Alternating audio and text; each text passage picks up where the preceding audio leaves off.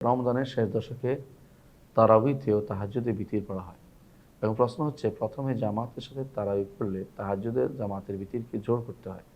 এখন এই জোর বিতির কিভাবে পড়তে হবে যদি ইমাম সাহেব একবারে 3 রাকাত বিতির পড়েন, কারণ ইমাম সাহেব 2 রাকাতের পরে বসেন না।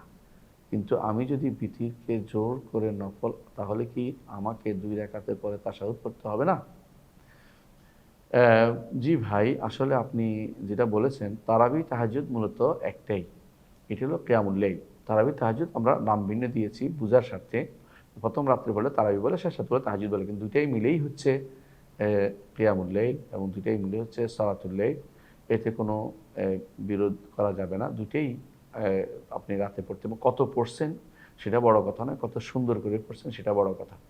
শেষ দশকে যখন ইমাম সাহেব সলাৎ পড়েন এবং এরপরে তিনি শেষ দশকে আরও পড়তে চান না, তিনি বিতির পড়ে ফেলেন, তো আপনি তার সাথে বিতির পড়বেন। তিনি 3 রাকাত যদি পর উঠে যান, শেষ রাকাতে শুধু বসেন, শেষ রাকাতে তিনি বসে সালাম ফিরানোর পরে আপনি উঠে 1 রাকাত আদায় করে এটাকে আপনি সুন্নত মনে করবেন। আপনি দ্বিতীয় রাকাতে বসেন নাই, সমস্যা নাই, কারণ ইমামের অনুসরণের কারণে সেটা আপনি করেছেন, এতে কোনো সমস্যা হবে না। আরেকটা পদ্ধতি হচ্ছে আপনি পড়বেন না শেষ রাকাতে, শেষ রাতে আপনি আরও কিছু পড়ে তারপরে বিতির পড়বেন। তবে আগেরটা উত্তম, কেন? যাতে করে ইমামের সাথে আপনার সালাতটা হয়ে যায়, এটা উত্তম। অর্থাৎ আগে ইমামের সাথে পড়বেন, যতটুকু পড়ে অতটুকু, শেষে আপনি বিতিরটাকে বানিয়ে ফেলবেন, নফল বানিয়ে ফেলবেন 1 রাকাত পরে। বসেন নাই, দ্বিতীয় বসাতে কোনো সমস্যা নেই, কারণ ইমামের কারণে আপনি বসেন নাই, আর এটা ইমামের কারণে, সেটা আপনার আফওয়ান হবে। আর আপনি রাতের সালাতের ক্ষেত্রে একসাথে দ্বিতীয় রাকাতে না পড়ে 11 রাকাত পর্যন্ত, 9 রাকাত পর্যন্ত রাসূলুল্লাহ সাল্লাল্লাহু আলাইহি ওয়াসাল্লাম পড়তেন। তা আপনি সেটাই সেই হিসেবে নিলে রাতের সালাতের ক্ষেত্রে এই শেষ বৈঠকে পড়ার নিয়ম আছে যে বিতির এবং কিয়ামুল লাইল মূলত একই সালাত। বিতিরটা জাস্ট এটাকে বেজোড় করে দেয়।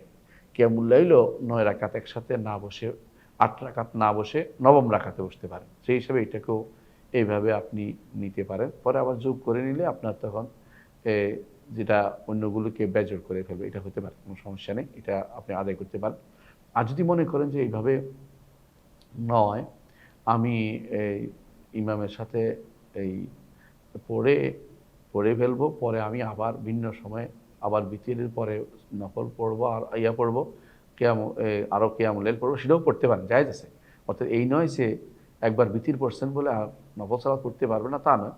আসলে হাদিস হচ্ছে যে যে ব্যক্তি উঠবে সেই জন্য পড়তে, কিন্তু আপনি হয়তো মনে করছেন যে এখানে ইমামের সাথে পড়ে ফেলি, পরে আর ভিন্ন আরও কিছু সুযোগ পেলে পড়বো, পড়তে পারবেন না, জায়েজ নয়। এটা হলো উত্তম হচ্ছে পরে পড়া, কিন্তু অনুত্তম হচ্ছে আগে পড়লে এটা জায়েজ হবে। এমন নয় যে জায়েজ হবে না, তা না। আগেও আপনি বিতির পড়ে পড়া এমনিতেই কিছু আরও কিছু রাত আরও কিছু সালাত পড়তে পারেন, কোনো সমস্যা নেই। দ্বিতীয়বার বিতির পড়বেন না, কারণ রাসূলুল্লাহ সাল্লাল্লাহু আলাইহি ওয়াসাল্লাম বলেছেন লা উইতরানি ফি লাইলা, এক রাতে 2 বিতির নাই। আশা করি বিষয়টি বুঝছেন।